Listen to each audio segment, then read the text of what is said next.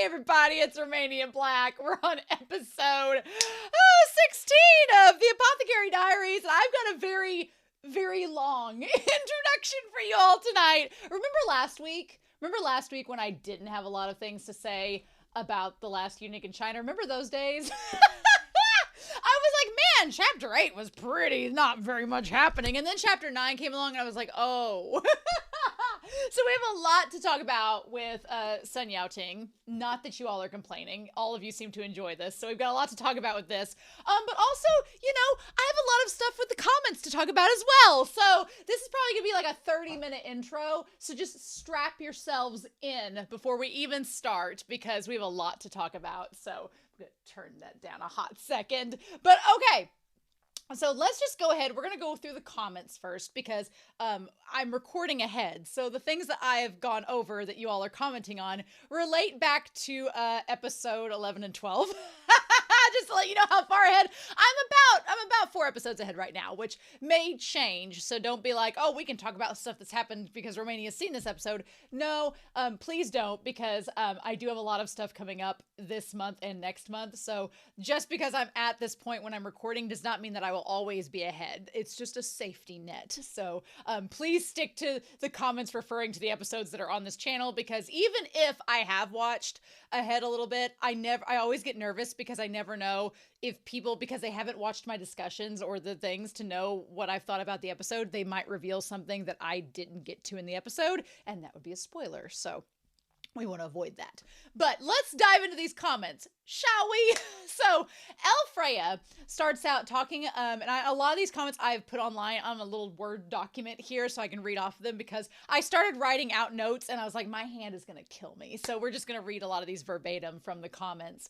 Elfreya says, talking with their comment about MaoMao's demeanor concerning love. Now this one, Elfreya had a comment relating back to episode 11 or 12 on Patreon. And what I put on here was that talking with their comment and about how MaoMao's demeanor about love is all transactional and the methodology surrounding it, it does kind of tie to Lakan's. Again, my theory that MaoMao is Lakan's daughter is like still in my mind. It's still there. I could be totally wrong, but it's still there. But I thought that that comment from Elfreya kind of related to that. And I was like, oh, we're going to talk about it. So there was that. Amelia Jean-Claus says that they have said the emperor would want an empress who could give him an heir. But if he already has an adult heir in Jinshi, who we believe is his son, how much is that going to matter to him? And what other qualities might determine who he eventually picks? Personally, and I'm going to be talking through these comments as we go because this series is so fun and it's got us thinking about all these things. With Amelia's comment, I think personally addressing this first paragraph that I don't know if the emperor, I would like to think the emperor believes that, but I don't know, right? This is, again, we're all basing this off of MaoMao's conjecture, right? We don't have solid evidence, but the show seems to want us to think that Jinshi is Aduo's son, and by the emperor's son as well. Whether or not the emperor knows that, we don't know. I think Aduo knew that Jinshi was her son. Now, whether she told the emperor that, because that would open up a big old can of worms, I don't know. That's not been revealed. Does Jinshi know that he's the emperor's son? I don't know. That's yet to be revealed. So, or did he just have a relationship with Aduo? We're going to get into that in a hot second, but I don't know. I personally think the emperor is looking to pick an empress based on political reasons, and that's kind of what gives Gyokyo an advantage in this situation, but we don't know a lot about Lolan, so we don't know a lot about her yet. They have said the emperor wants, okay, we'll go back to that. I just repeated that paragraph. I am curious if the emperor knows that Jinshi is his son, because Aduo definitely does. And does Jinshi know that he's Aduo's son? I'm assuming so because, you know, her coming to visit him for a drink and then her reaction to her leaving, it makes me think that he does. So then he would know that he's the emperor's son and not his brother. It's a complicated situation. But again, I feel like this show is all about complicated family ties. What do? I personally feel, in relation to Amelia's comment, the fact that he's paraded as the brother of the emperor would keep the emperor from letting Jinshi have a chance at the throne. I don't think the emperor's going to let Jinshi take over from him. No, because then they'd have to reveal the scandal that the emperor, while he was still a prince, had sex with Aduo and had the son, and that kind of makes Jinshi a bastard child since he wasn't, from a legitimate marriage. So I don't think Jinshi has any chance at the throne. I don't personally think so at all. Even though it's unfair and cruel because he's literally the emperor's son, I don't think he has a shot at the throne because of the scandal and the circumstance surrounding the brother dying and all of this. I don't think that the royal family is going to want anything to do with that. So Jinshi, which is kind of in a weird way, sort of a freedom to Jinshi, because Jinshi is not tied down to the throne to become emperor. He's not tied down to that fate. So that's kind of freeing for him in a very weird way. But I personally do not think Jinshi can become emperor. I think that there's too much scandal. The royal family's like, no, we don't want to reveal any of that stuff. So I don't think that's even a possibility. And he's not from a legitimate marriage. So, H Banana 7 says that the most unbelievable thing was that there was only one doctor during the 2 births in episode 11. I personally said that the staffing and consideration for the women was being talked about. I think that it's important to know that Aduo was a woman that was not, at the time, giving birth to the emperor's son. And that makes a big deal. She was not necessarily she wasn't necessarily the empress at all. And she was kind of just the foster sibling for the prince, which was the emperor that is now. But she was not, the emperor dowageress and all of that. So she kind of was second class. So I'm not surprised they didn't have a doctor specifically for her. And it makes sense why MaoMao's father left while she was giving birth to Jinshi. So interesting. Ichu had a really good comment about the quote-unquote poison that Jinshi got MaoMao to convince her to come over. It is, and we're going to see if I can say this right, Ophiocordyceps sinensis, or its synonym is Cordyceps sinensis, known colloquially as caterpillar fungus. It is an entomopathogenic fungus, or a fungus that grows on insects in the family of Ophiocordycepaceae. Say that 5 times fast. But it's basically found in meadows 3,500 meters or 11,500 feet on the Tibetan Plateau in Tibet and the Himalaya regions of Bhutan, India, and Nepal. It parasitizes larvae of ghost moths and produces a fruiting body which is valued in traditional Chinese medicine as an aphrodisiac. I was like, are you kidding me? So Jinshi, without realizing it, gave MaoMao an aphrodisiac. I'm like, could you get... And Jinshi didn't know what he was doing. He was just like, this shit looks interesting. I'll give it to her. And she's like, yes. But does she know it's an aphrodisiac? What? You just... Come on now. Caterpillar fungus contains the compound cordycepin, which is an adenosine derivative. However, the fruiting bodies harvested in nature usually contain high amounts of arsenic and other heavy metals, so they are potentially toxic, and sales have been strictly regulated by China's State Administration for Market Regulation since 2016. So you can't just go out and buy this stuff anymore.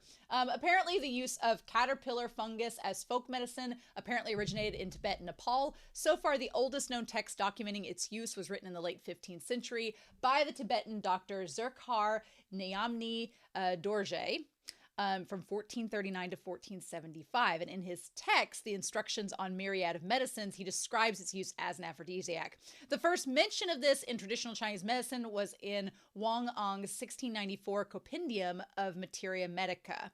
And the ethnomycological knowledge on caterpillar fungus among the Nepalese people is documented. The entire caterpillar fungus combination has been collected and used for medicinal purposes. And so, in traditional Chinese medicine is regarded to have an excellent balance of yin and yang, as it is considered to be composed of both an animal and a vegetable. That makes sense too. I also like the idea that the combination of yin and yang kind of refers to Jinshi and MaoMao. They're yin and yang of each other, right? Isn't that cool? So they are now cultivated on an industrial scale for their use in traditional Chinese medicine. However, no one has succeeded so far in rearing the fungus by infecting cultivated caterpillars. Yeah, wasn't there a game called Last of Us? Don't know if we want to do that. So All products derived from cultured caterpillar fungus or fungi are derived from mycelia growth on grains or in liquids. So basically they've made like a faux version of it, which is probably good because I don't really want to think of the hazards and effects of weaponizing zombie fungi on caterpillars. Let's not go down that rabbit hole. Let's not do that, shall we? I've watched zombie movies. Let's not go there. So, so Ichu, thank you. Ichu posted that in the Discord, which was a lot of fun. So the book notes. Let's get into that, shall we? Chapter 9 is, I'm not fully through chapter 9. I got like halfway through the chapter and was like, I need to stop and talk about this in an episode because I'm going to have too much to talk about. It's like feast or famine at this point. Last week, not much happened to Sun Yao-ting, and this week, everything's happening. So we kind of start in chapter 9. The chapter itself is called Manchukuo. And I did not know a lot about Chinese history or Chinese and Japanese relations. I know of a vague amount, probably as much as any other country that's not affiliated with the U.S. knows about U.S. history. But what am I saying? So Sun Yao-ting, he basically gets word that Puyi has been named the quote-unquote Emperor Kangde of Manchukuo. It's a Japanese puppet state in northeast China. And I didn't know that Japan had occupied parts of China, which I'm sure anybody that's Chinese or Japanese is going, mm-hmm. So, but again, I'm not very familiar with world history in that regard. But basically, it was the Emperor in the Empire of Japan in northeast China had occupied that location from 1932 until its dissolution in 1945, which is around the time of World War II. So, it was ostensibly founded as a republic, its territory consisting of land seized in the Japanese invasion of Manchuria, and it was later declared to be a constitutional monarchy in 1934, though very little changed in the actual functioning of government. Manchukuo received limited diplomatic recognition, mostly from the states aligned with the Axis powers, again World War II, and with its existence widely seen as illegitimate. Which, kind of fits at this point because Puyi's been outed as the emperor of the Qing dynasty. The Qing dynasty has come to an end. The Republic of China has come in at this point. And so it kind of seems sadly fitting that Puyi gets designated to be this emperor of this state of power that the rest of China doesn't really legitimize. So it kind of fits where his character and where his person is at this point. So Sun Yao-ting gets word that he needs some eunuchs to work, and he's like, yeah, I need to get out of this temple, I need to go find some work, and I need to make some money. And he talks about in the book basically saying that if you're gonna go work for anybody, the emperor's the top of the game. That's what he's been wanting to do since the beginning. So Sun Yao-ting and 2 other eunuchs go to work for him in Manchukuo. So Sun Yao-ting finds out that the emperor is in a pretty dark place at this point, which you can imagine why. He wanted to go work for Wanrong, the consort, or the empress rather, but he finds out that there's been a pretty big scandal happen while he's been hanging out, and apparently Wanrong had an affair.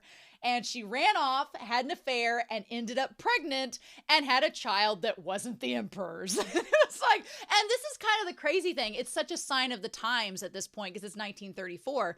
It's such a sign of the times because, we talk about Apothecary Diaries and like, oh, if you had someone that wasn't the emperor's child, instant could be killed. No, the good thing is Puyi, I think, liked Wanrong as a person, and he did not order her to be killed, and also he didn't really have that executive power anymore. So yeah, no, Sun Yao-ting's like, oh my gosh, he asked if she had given birth, and they're like, apparently it was an open secret in the palace, and the emperor was furious because the baby was not his. And then Sun Yao-ting says, well, how can you tell? He's so innocent. And I really kind of felt for his character because his voice in this story is so innocent. And, I think he wanted to believe that Wanrong wouldn't go off and have an affair behind Puyi's back. And she was like, I had to suffer through this. No way, man. Speaking of which, the other one, Wen Shao, she's gone. She's like long gone. We don't even know where she's at. She took off and left. But Sun Yao-ting asks, how can you tell? And the eunuch replies, and this is verbatim from the text, you can't be so naive. In the palace, everyone knows the emperor is inadequate in that respect. I was like, so basically the eunuchs are like, there was no way he was having sex with her and was the father of this child. And it was like, ugh. So They debate over whether they should go because they've heard things are pretty bad there. But Sun Yat-ting's like, I need money. We need to go. And he's a pretty optimistic person and kind of believes in the better of people. So they decide to go to Manchukuo, thinking that if it doesn't work out, they can always come back. Like worst case scenario, we leave and we come back here, which is kind of crazy to think about. So they describe the so-called palace being nothing like the emperor's former palace at all. And they don't go into too much detail with it, and I wondered if that was just because they didn't want to trash talk the place, but they really don't like it. And I don't know if it's like a cultural difference, I'm sure it is, but the aesthetics are nothing like what it was, so they don't like it. But basically it's a much stricter regimen there. The eunuchs work alongside orderlies that are there, and once they get into the palace, they are told within the inner court of the palace, they are not allowed to talk or greet each other, whether they know each other or not. And there's a ton of rules. It's very complicated. And if they mess up any of the rules, there's all these heavy penalties. And it just sounds kind of like a prison. And I'm sure it kind of was. And Sun Yat-ting's like, I wish I had not come. He's like, now that I got here and I saw it's not what I thought it was going to be, it's a lot more dangerous than even working for Puyi in the rear palace was. He's like, I'm kind of regretting, but I've come this far. You can't go back. So there are a few passages I want to talk to you all about. One is on page 204, where they talk about, they basically have the palace set up to kind of imitate the Forbidden Palace. And then they say, of the three gates, the first one was called Bao Kangmin, or Gate for Safeguarding Prosperity, with the character Kang for prosperity, alluding to Puyi, who is now styled as Emperor Kangdi. The second gate was Ying Huaimen, the gate for welcoming sunshine, a seemingly innocuous name, but another eunuch told Sun Yat-ting what the name implied. The character Hui means sunshine, consisting of two parts, which means Japanese army when written separately. So there's a lot of inner, yes, this is a palace, but it's within a Japanese occupied territory. So there's a double meaning to it. And it's not as flowery as it seems. There's definitely an ulterior meaning. Many years later, when summoned to appear as a witness at the International Military Tribunal for the Far East in 1946, Puyi denied having collaborated with Japanese invaders. When asked about this, Sun Yat-ting commented, well, how can he deny it? He can't erase the words welcoming sunshine from that palace gate, can he? So basically, Sun Yat-ting's like, yeah, when you became the emperor of this puppet state, you knew who you were collaborating with. So it's like, come on now. But basically, we find out that he does have a new wife. Her name is Tan Yu Ling. She is also called the Worthy Lady. There's a picture of her. She looks really pretty in there. Sun Yat-ting doesn't have anything bad to say about her. He's just kind of he's sad that Wanrong, kind of cheated on Puyi, even though I totally understand why she did. But he's kind of sad about that. And so they talk in here about sort of during Manchukuo, or at least his so-called palace, everything was financially strapped, which makes sense considering the circumstance. The Japanese gave Puyi a paltry amount of 60,000 yen each month, which sounds like a lot until you think that it also had to cover the general expenses of the inner court. For Sun Yat-ting, the monthly stipend was $12, which for a month's work is not a lot. And from time to time, the eunuchs found $2 or $3 more had been deducted from their salary for no apparent reason, but no one raised a complaint because they didn't want to be punished. So they basically kind of talk about how everybody's starting to leave the palace. They're like, this is not good. We need to get out. And they're trying to escape. But Sun Yat-ting is like, well, I chose to come here, so I kind of need to stay because it wouldn't be right for me to run away. And plus, he knows from the previous expulsion that if you get caught running away, it's not going to end well. So he's like, I just kind of got to stick it through. He ends up being the only one out of the three by the end of the segment I've read that's still around. The other two ran off. They were like, nope, we can't do this. And we find out why. So on page 208, we find out that the punishment if they basically do anything wrong is that a bamboo plank, they're hit with it until their hands are bruised or until they're swollen. Some of the eunuchs have broken bones and hands from being beat with the bamboo planks, and Sun Yat-ting is doing everything in his power to not let that happen. The first eunuch of the three that came up there, Sun and the two others, the first one leaves after his hands are beaten by the bamboo plank. He's like, nah, I'm out. And so he leaves. So it's just Sun Yao-ting in another one. But the emperor is not in a great mood during all of this. He's in a really bad mood. And the part of the story that really sticks out for me is that there's this table that the emperor sits at and eats at. And Sun Yao-ting and Ma Deching, the other eunuch, they're moving the table around to get it positioned for the emperor to sit at. And Ma, he bumps into the wall with the table. And Sun Yao-ting describes how the emperor got so mad at that, and he just basically beats the hands of Ma until they're bruised. And then he basically is like, well, this is all your fault. You're ruining the furniture. And he gets mad at him. And so Sun Yao-ting is like, I don't want to get beat up. So he doesn't do anything. And because he acts well, Puyi, the emperor, he basically tells Sun Yao-ting, he's like, well, you know what, since you were so nice, if you want my leftovers to eat, you can eat them. And we find out that the eunuchs during this time, which again, it's an occupied location, they're not being fed well at all. They just basically get porridge and slops. And Puyi was like, you can have my leftovers. And Sun Yao-ting says in the book, he's like, the leftovers, which included Beijing style foods such as almond flavored bean curd, fruit syrup, and sweet sour plum juice, and the ice lollies that he liked that he wasn't allowed to eat in the Forbidden City. Sun Yao-ting's like, the food that he was eating, I would eat the scraps of his leftovers because they were better than anything I was eating at the time. It's like, So when we leave this one, I'm not fully through chapter 9, but when we like leave off where I'm at currently, basically Sun Yao-ting is the only one staying with the emperor right now in Manchukuo, because the others all were beaten and left. So I'm like, it's kind of incredible. Sun Yao-ting, he's so innocent, and of course this is being told from his perspective to a reporter. So whether or not Sun Yao-ting was truly as innocent as he seemed, I don't know. But it definitely feels like he lived through a lot of what other eunuchs did not. Like, he definitely kept his head down and kept in his place and did what he was told, because he's like, otherwise I'm going to get beaten to death. And that's what happened to a lot of other eunuchs. So he's kind of in this weird place right now because he acknowledges that a lot of eunuchs have either squandered away their money, they're addicted to drugs, or they just can't keep up as times are changing and tensions are rising, and eunuchs don't have the same types of jobs, or, as weird as it is to phrase, the luxuries they had before, which is insane. So it's like, yeah. So basically that's where I'm at in the book. And I've wasted 22 minutes, but I'm glad that you all enjoy learning about Sun Yao-ting. I have found this book so fascinating, and I was a little disappointed last week because I was like, there's nothing much to talk about. And then this week I was like, there's a lot of stuff to talk about. So, but yeah, one wrong. She's just out here having somebody else's baby. I was like, the scandal. But anyway, so I'm super excited. I hope you all are too. We have quite a lot of theories on the table involving MaoMao and Lakan and all of this, but we'll just see what happens, right? We'll just see what happens. So we're not going to waste any more time. I did check the subtitles. I do have it on Japanese with English subs, so thank you.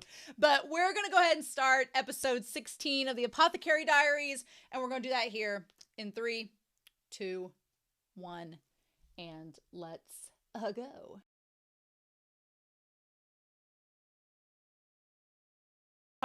What a bastard Lakan is. Lakan, Basin, Bossin, Lakan, Lakan. I gonna get that pronunciation right sometime. I'm just gonna call him Lakan and Basin. We're just gonna call it that, Lakan and Basin, and we're gonna hope that they're right. It's like shake and bake, Lakan and Basin. But Lakan is such a turd. He is the biggest troll. How dare he? How dare he give a non-answer and just, he strung Jinshi along so much, and he knows exactly what he's doing. He was just baiting Jinshi, and the moment he got what he wanted, whatever that was, he was just like, oh, well, I guess my work here is done, and tuxedo masked his way out, and Jinshi's like, wait a minute, you didn't finish his story, and he's like, I don't know, go ask somebody who knows the answer, and I'm like, son of a bitch. So he doesn't want to talk. Fine. We're just going to figure it out on our own. So anyway, I am curious. I'm curious why Jinshi would want makeup put on. If my theory is he wants to be made into a courtesan or like a woman, but I'm like, why would that be? So I don't know. Maybe maybe next episode he's going to ask MaoMao to cash in her hairpin that he gave her, and he's going to be like, I want to go to the brothel house that you're at so I can find some answers. But maybe he's like, I don't want to show up like I am because then all the girls are going to be fawning over me. So what could I do?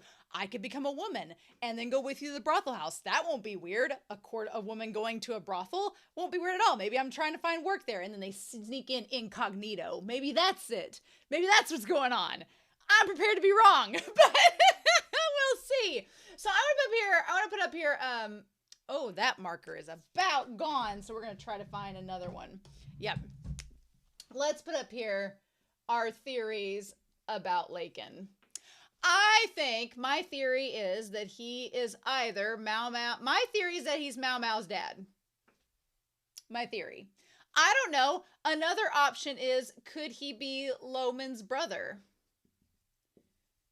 Could he be his brother as well?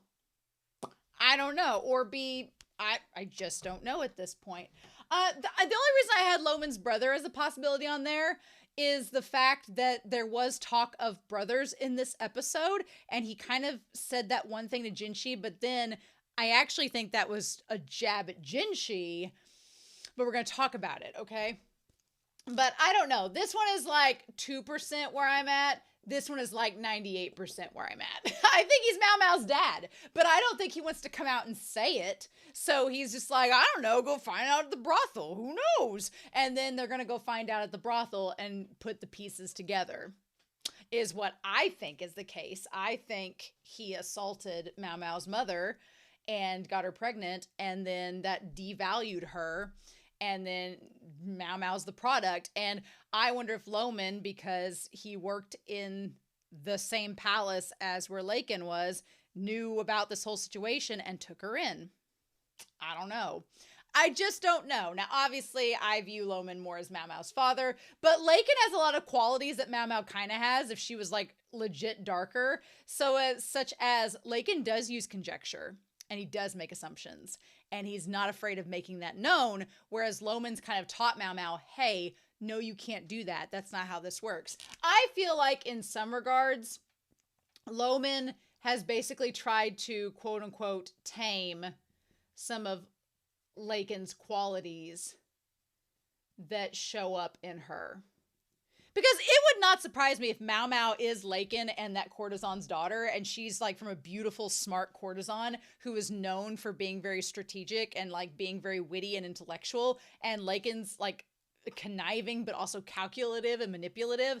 She seems like a merging of those two personalities, and it would not surprise me if Loman was like, if he found out and was like, oh my god, no, I know your dad, you don't want to be like your dad, so let's tame this, let's cultivate this and make it something feasible.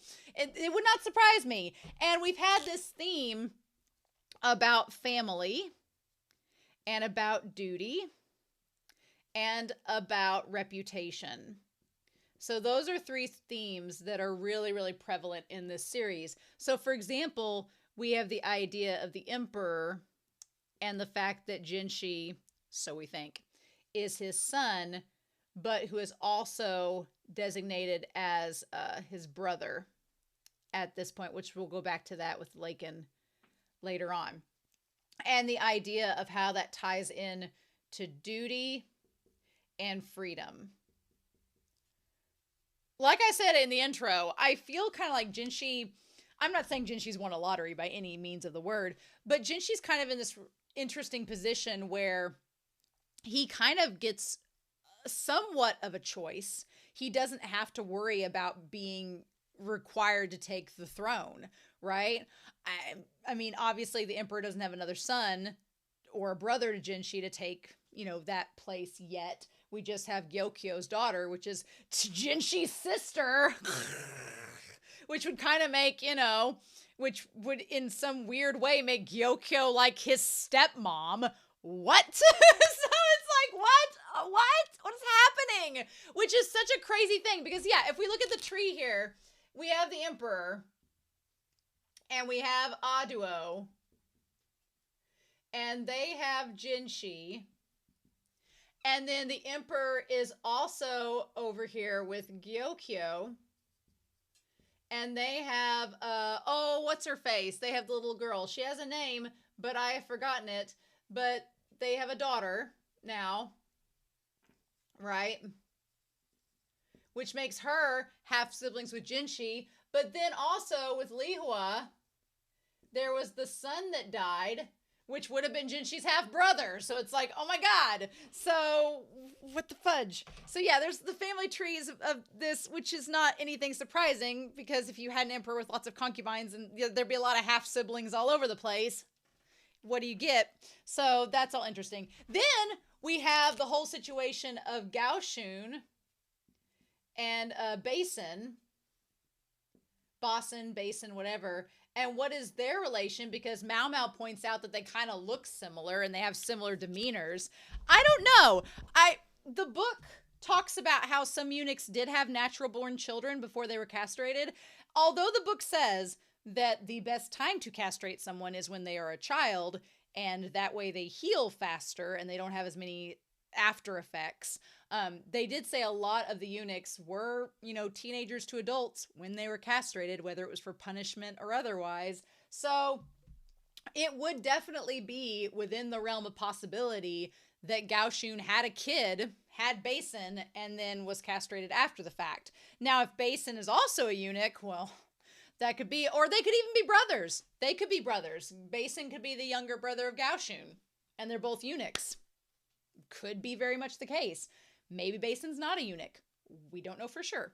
So we know Gaoshun is, supposedly, but we don't know about Basin, because he was fighting with Jinshi, and if he's in the military, then he wouldn't necessarily have to be castrated. Maybe he just sticks around because Gaoshun's related to him. He feels a family connection, and we go from there.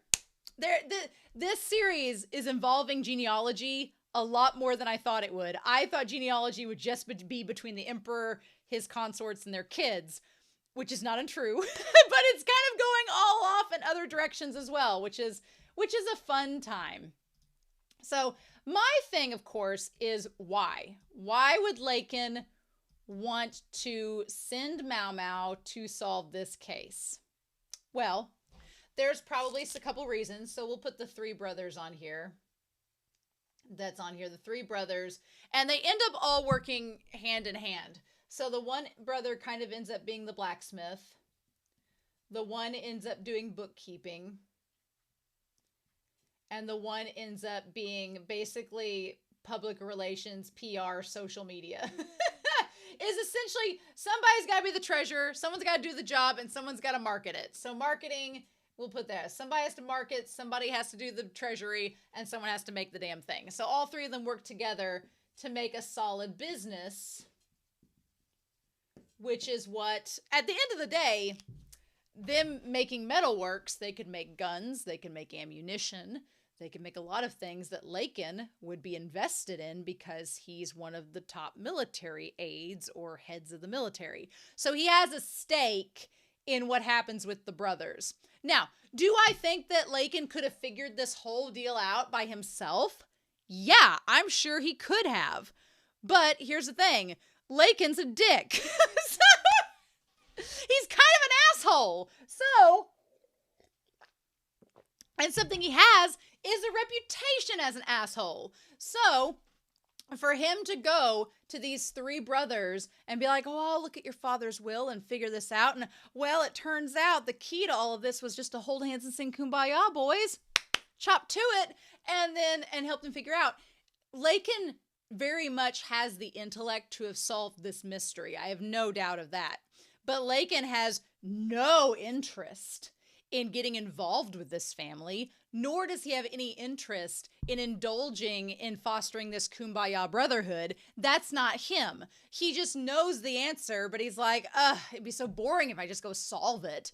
And he's curious about MaoMao for reasons, and he wants to know more about her to see. It almost feels like an ego thing too, where Lakan's like, well, only my child could have solved it, or only the daughter of me and the concubine, only us could have solved it. So my daughter would have to be worthy to solve it. Is she up to snuff to be my daughter to solve this case?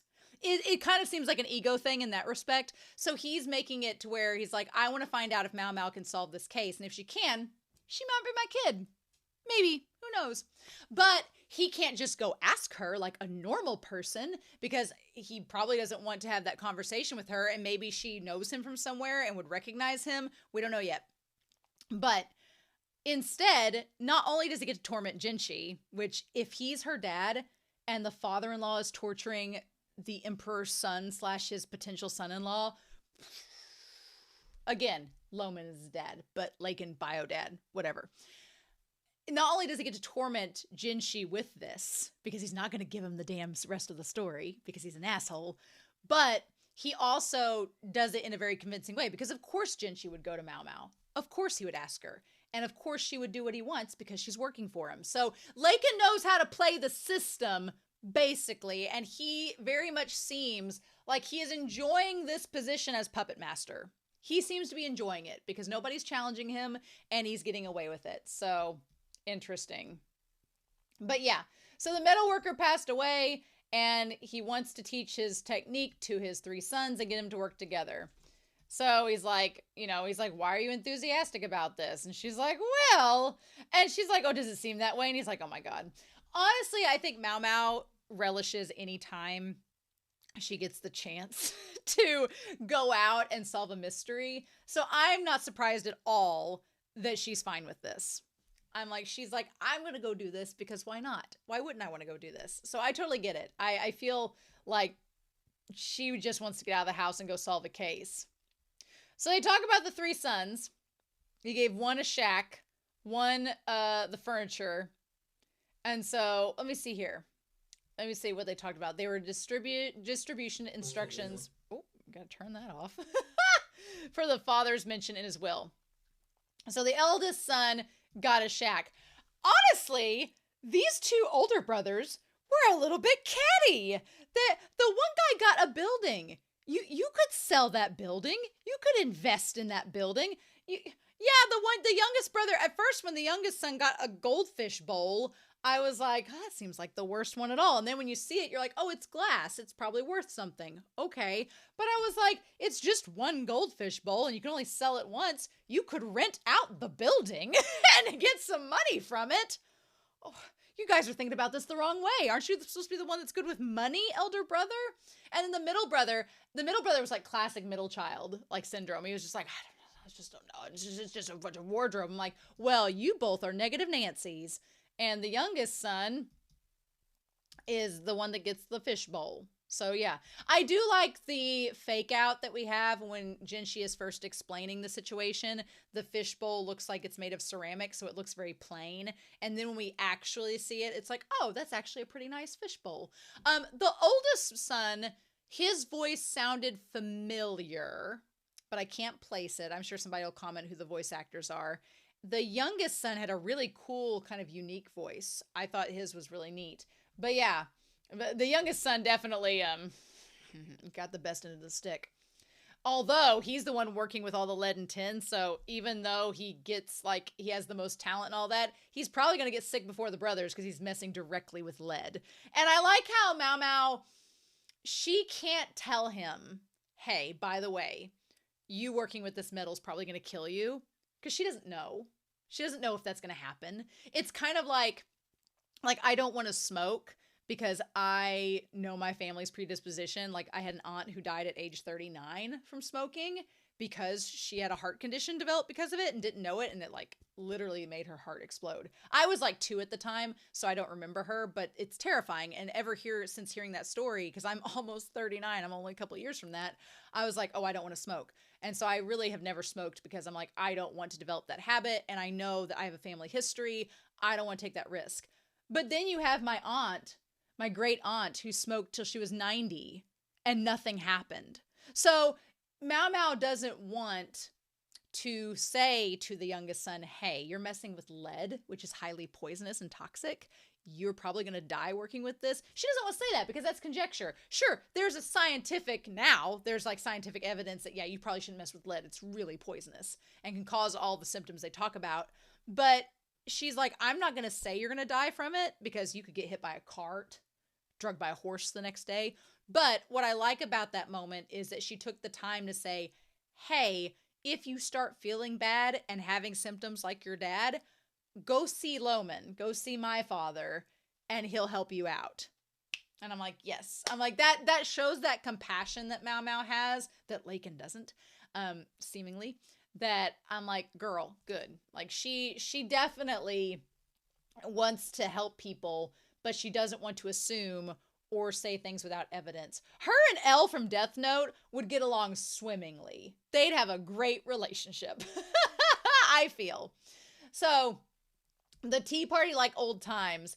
I feel like the whole idea of having the tea party in the tea house is got them all together, got them to set up things as it usually was, which would get the fishbowl to have the thing and all come together. What's interesting is I feel like the father, I'm like, did he expect his sons to figure that all out? Because they seemed like they weren't going to be the type to figure it all out. They seemed like they were about to fall apart at any given moment and not get together. So that's weird to me. But Jinshi said it was a friend of a friend, an acquaintance of an acquaintance, rather. So I wonder if the metalworker knew Lakan and was betting on maybe Lakan solving it and figuring it out for his sons. Maybe. But Lakan was like, I don't want to do it. I'm going to have my maybe daughter do it instead. So yeah. So one thing that I am very curious about is that, so Lakan gives him the stuff, and MaoMao seems to have figured out that, you know, it almost seems like this was all set up. So she's like, why is this being set up? This seems rather weird. Why am I being tested? It feels like it's a very odd situation, which it is. So I'm glad that MaoMao has recognized that. I'm wondering if she's going to put two and two together. I don't know if she knows Lakan or not, because Lakan's making very clear he doesn't want to be seen around her. So I don't know if she would recognize him from being at the brothel, if he's been there before, like when she was a kid and she recognized him.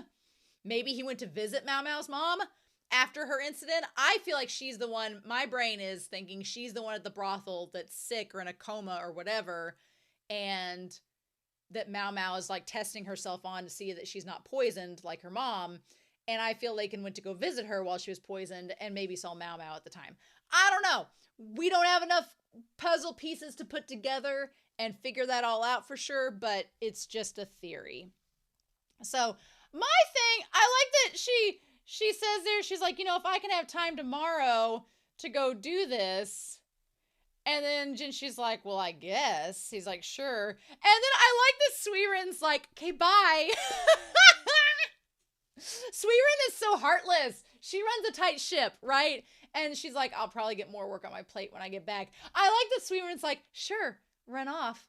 Go solve your mystery. When you come back, I'll have a lot of things for you to do. And I'm like, oh, man. MaoMao's like, I love that she does it behind Jinshi's back, too. Like, Jinshi's like, what? What's the problem? She's like, you have no clue how tight a ship this nanny's running.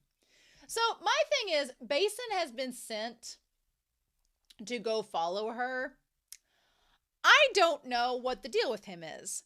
I cannot figure out why Basin has been put in charge of her from Gaoshun. I get that Gaoshun, it might be something as simple as Gaoshun is always having to be with Jinshi because of their family and all of the things. So he can't go with MaoMao. So I feel like Gaoshun does trust Basin to go with MaoMao and be like, hey, I trust you, go with her. And Basin's like, oh, why do I have to do this? I don't want to go with her. Like, he just feels like he's whining about it. But that makes me think that maybe Basin and Gaoshun are related. Maybe they're brothers. Maybe they're cousins. Maybe they grew up together. Although Basin seems a lot younger than Gaoshun. Maybe they're father and son. We don't know. They definitely seem like they are connected. Or they've known each other for a while. And it says something that Gaoshun trusts Basin to go with MaoMao. Maybe he knows that Basin's not going to try anything or wouldn't potentially. Because here's the thing. Jinshi does not want anybody to try to be around MaoMao that would be problematic or a threat to her. Maybe Basin is someone that Gaoshun knows isn't going to try anything. My thing is, he seems like he doesn't like MaoMao, so I can't decide what it is. Because he seems like he doesn't like her, and he's just like, you're just my follower. So I can't decide with Basin. Does he have a crush on her? Or is he just annoyed that he has to go and follow her and babysit her? I feel like, I don't think he has a crush on her, because Jinshi would be heartbroken. I feel like he's annoyed. because I feel like Gao Shun has told him, he's like, now you need to follow her, make sure she's kept safe. And Basin's like, why do we care about her? What's her deal? Like, why do you want me to follow? And why am I wasting my time babysitting her? And what am I doing? I feel like Basin's just whining about it. Because he did seem to act, I didn't recognize him at first, because he seemed to act way different around Jinshi when they were battling each other. So, I don't even know. So, I'm very curious. I feel like Basin's like, he doesn't get what's going on. And I like that MaoMao says, well, if he's harmless, I don't mind. She's like, if he's going to leave me alone and he just doesn't like me, then whatever. But she's like, I don't know why he doesn't like me. Maybe he just doesn't like her. I don't know. Sometimes you just meet people and you don't like them.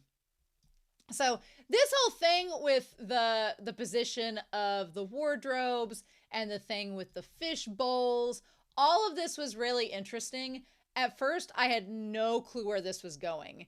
The only thing that's kind of crazy is when they put the fish bowl down, right? And I get that the whole chestnut tree and everything, like, it's a very elaborate setup, right? For this one thing to happen. The only thing that was kind of unrealistic to me was the fact that it concentrated the light to melt the lead in the lock to make a key to unlock the rest of it. It all happened at once. That part was a little hokey for me, but I was willing. I don't know how metal works. Maybe it hardened enough in such a quick amount of time and it worked. Maybe they drank tea and we just didn't see it. It's fine. I like how the three brothers are arguing and the mom comes in and she's like, don't mind them. They're all just being grumpy. Some of them, though, for the dad having just died, the two older brothers, like the younger brother, the youngest one, he seemed genuinely sad about his dad's death. The other two seemed annoyed, and it was like, But you and I probably know families where this is kind of the dynamic. What can you do? Everybody has black sheep in their family, and everybody has skeletons in their closet. If you don't believe that your family has skeletons, then you either don't know or you are the skeleton. But I like that this show focuses on family and kind of focuses on their dynamics and how complicated things can be and how death and succession and all this kind of plays a part in it, right?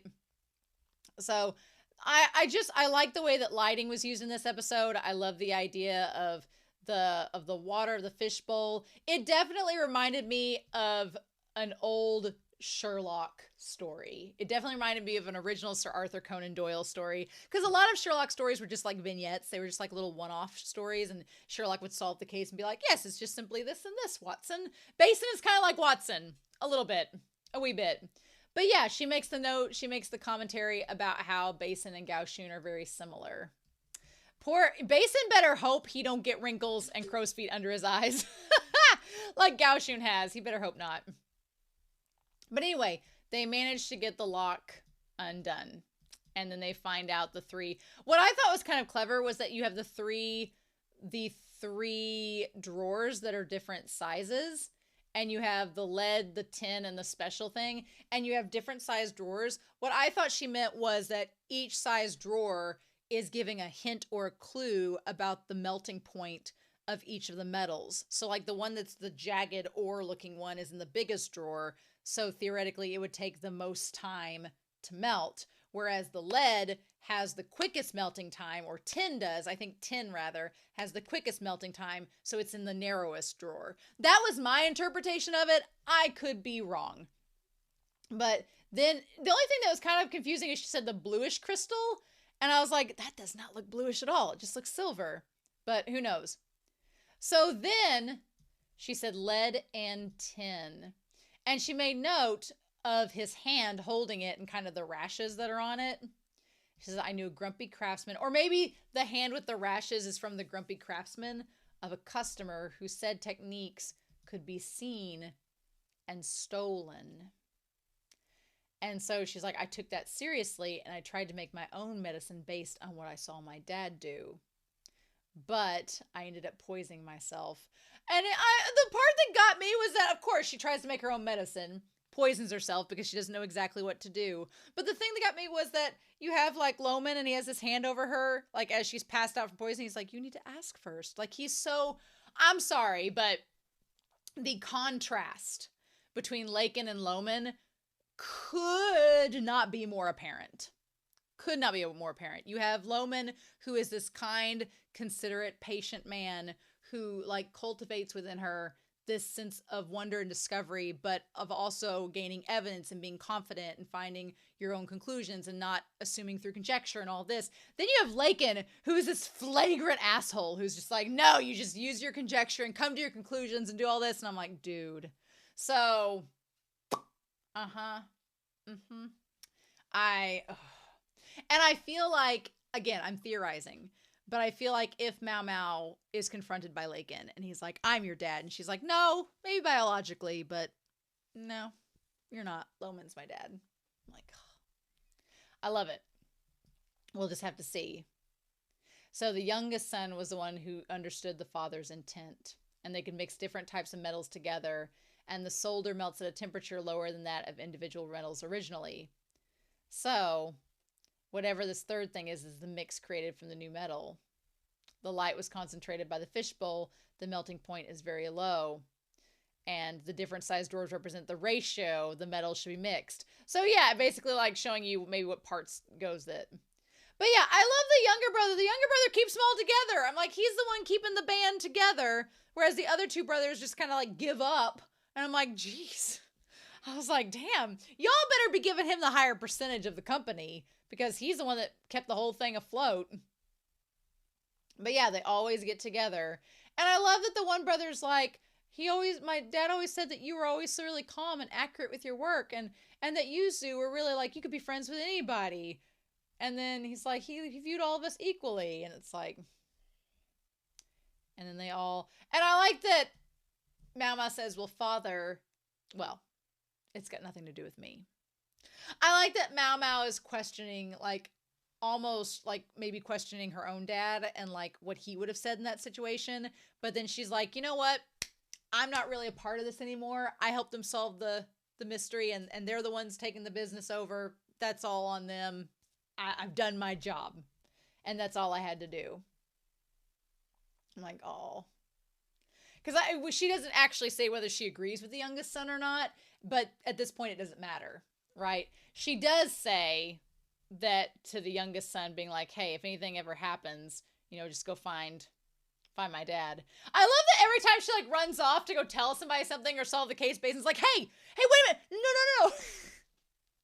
Which MaoMao is very cat-like, and she's been symbolized by cats, so I feel like Basin just feels like he's herding cats the entire time, which is so funny to me. I love it. I absolutely love it. And she's like, just make sure to go there if you have any trouble. And I love that the youngest son's like, are you trying to like hook me up with a consort, with a courtesan? She's like, no, I'm trying to save you from lead poisoning, man. But yeah, Basin kind of like stares at her.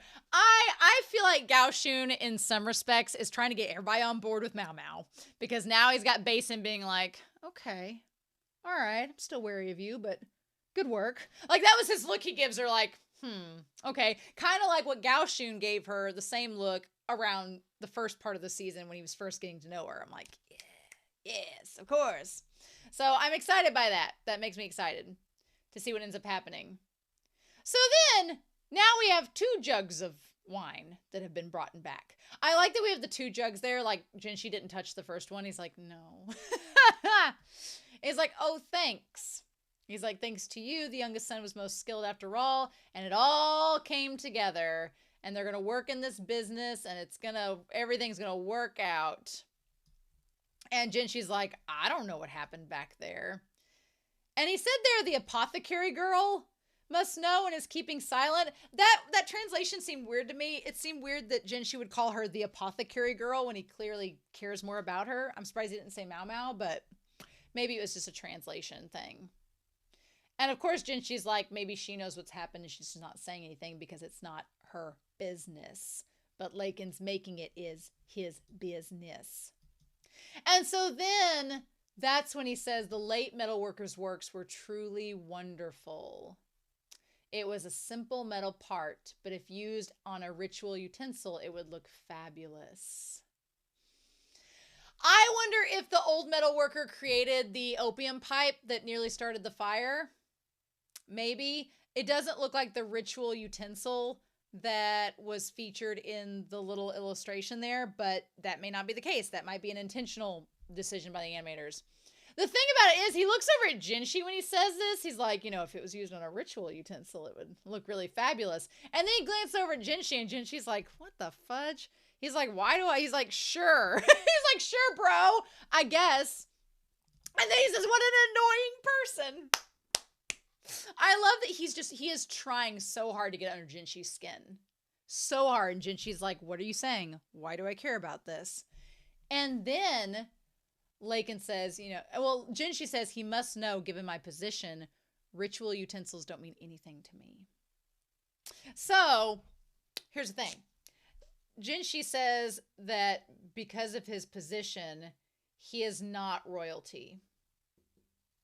He's like, I don't get to hang out with any ritual utensils. I'm not going to become emperor. None of that's my business. I don't have any use for that. Whatever. I'm the emperor's brother, but I don't have any right to the throne. What are you getting at? And then Lakan's like, oh, well. He's like, why, Master Strategist, did you bring it up? And he goes, oh, now, I just didn't want to keep good talent buried. And then he said, elder or younger brother shouldn't matter. Those with talent should receive attention. That's the line that got me. And I was like, oh, wait a minute. So it seems to me like Lakan is trying to call out Jinshi, because that line there, Jinshi's been raised as the emperor's brother, but the younger brother. And he's raised as the emperor's younger brother who gets nothing. He works for the emperor. He's cultivating his garden, keeping it safe, but he gets none of the spoils, right? That's been the whole setup, and Jinshi knows that. And so Lakan's kind of being a little, just kind of condescending, being like, well, just because you're the younger brother, that doesn't mean that you shouldn't receive attention for doing a job well done. But he's also using a little bit of his own conjecture there by trying to make some assumptions about Jinshi that I'm like, MaoMao would never say those things out loud, even if she thought them. She would never, because she's been taught that by Loman. But Lakan doesn't care. He says it. And the fact that he raises his glass and then Gao Shun is immediately in the background looking as he says that, and then it shows him looking over at Lakan. I feel like Gao Shun's in this position of going, dude, you're about to overstep your boundaries. And maybe Gao Shun gets what he's saying and Jinshi doesn't, because Jinshi's rather young. And then that's when Jinshi says, well, he has a point. Lakan is a shady man, but he can definitely discern talent in people.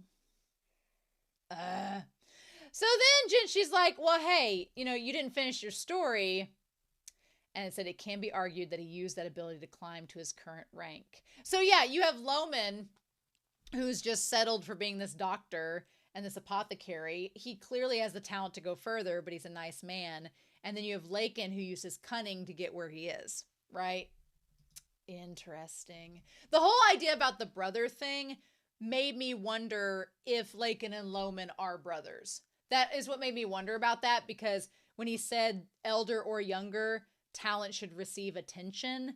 Well, if Loman's the older brother and Lakan's the younger brother, and Lakan's like, I'm talented, why am I not getting recognized? And he works his way up his ladder, it would kind of make sense.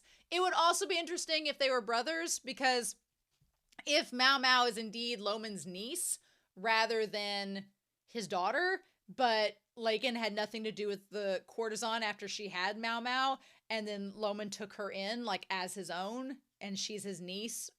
They're, related biologically. That would be interesting. He's a eunuch too, but Lakan obviously is not. So it would also be interesting if Loman was Lakan's brother and he was the elder son and he chose to become a eunuch to go and move up into the palace through those means, but then Lakan's like, I'm not castrating myself. I'll move up in rank because of my talent alone. I don't have to castrate myself to do it. That would be interesting. I don't think that's what's going to happen. I don't think they're brothers, but it would be cool if they were. That would make this episode and that conversation have more layers to it, right? But we'll just have to wait and see.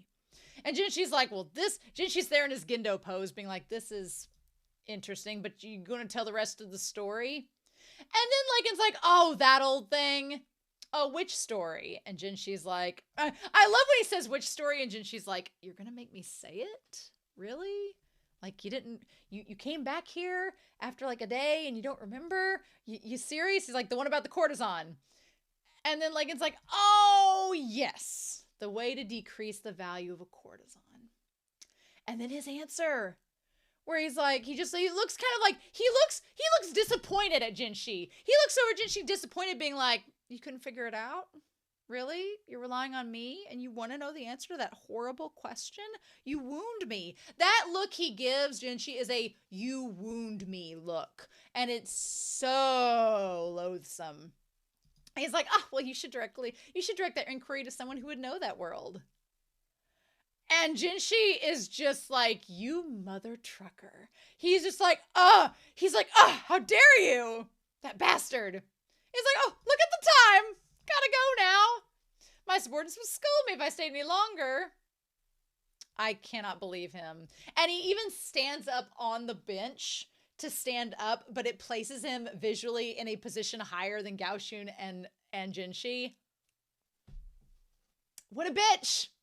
What a bitch. And then he has the gall to leave one of the wine bottles, being like, well, give this to your serving maids. And then he says, it's a good drink. It's not too sweet. Like he brought that one just for them. I wouldn't be drinking out of that man's glass. Hell no. No, no, no, no. He's like, I'll see you tomorrow. And Jinshi's like, why? Why do I have to see you tomorrow? I don't want to be here. Maybe he was just like, and then he collapses on the desk. He's like, Gaoshun, I got to get out of here. I can't stay here any longer. And Gaoshun's like, oh, well, Master Jinshi.